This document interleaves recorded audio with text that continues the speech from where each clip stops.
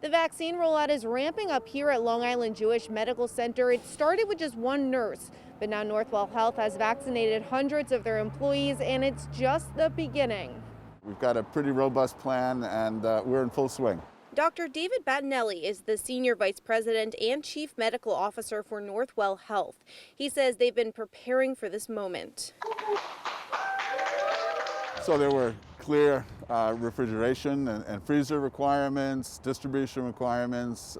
Just because you get the vaccine, you have to have the needles, the syringes, all the extra equipment, the staff. Dr. Battineli says some of the hardest work went into figuring out who would get vaccinated first.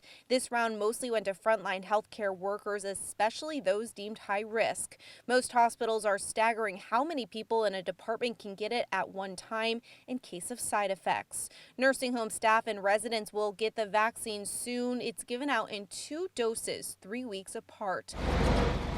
The first round of vaccinations was shipped out to hundreds of hospitals across the country on Sunday, just 2 days after the Pfizer vaccine was authorized by the FDA for emergency use. 72,000 doses were sent to New York City and about 45,000 to the surrounding areas. In the coming 3 weeks, New York City is set to get another 465,000 doses.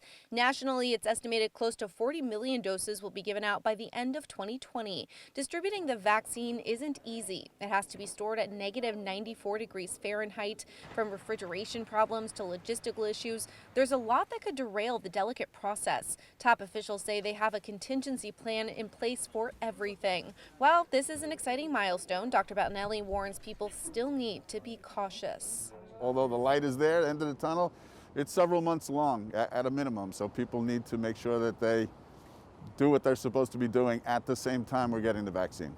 Dr. Battineli says they've gotten innumerable calls from people asking when it's going to be their turn, but because of limited distribution and that certain high-risk groups will get it first, most Americans won't be able to get vaccinated until the spring or later. In New Hyde Park, Emily DROOBY, Currents News.